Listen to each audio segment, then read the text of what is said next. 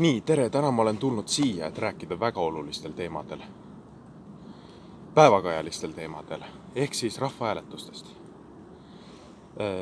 Igatahes on räägitud, kas e-hääletamine on turvaline, kuidas rahvahääletust läbi viia, peab asju uuendama värki.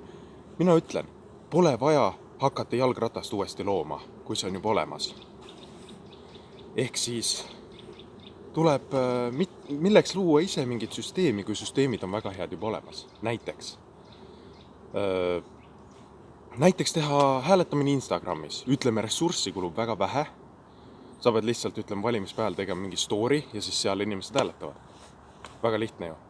Või näiteks, kui tahetakse, nägu näha, nagu nüüd räägitakse, et nägu peaks näitama, siis näiteks teha see TikTokis. Et paned sinna mingi ametliku teemamuusika taha, onju, ja siis sõltuvalt valikule siis kas lükkad, paremale või lükkad vasakule.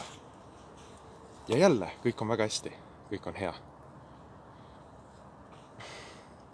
Aga jah, ma lugesin, kui palju sellele rahvahääletusele raha kulub. Sellele kulub 1,8 miljonit eurot suurusjärgus. Eestis on täisealisi inimesi umbes 1,1 miljonit eurot. Ma ei räägi nendest, kes on valimisõiguslikud, ma räägin üldiselt täisealised, hallipassi inimesed siis ka ja välismaa kodanikud. Igatahes, see on ju,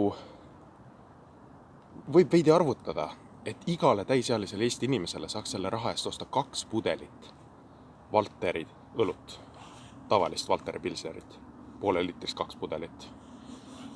Ja jääks umbes 100 000 eurot üle suurusjärgus. Või võiks osta igale ühe pudeli Valteri kanget poole liitrist, aga siis üle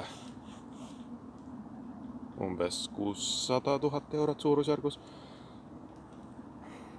Nii et jah, mõelge, kuidas oleks riigil mõistlikum raha kulutada.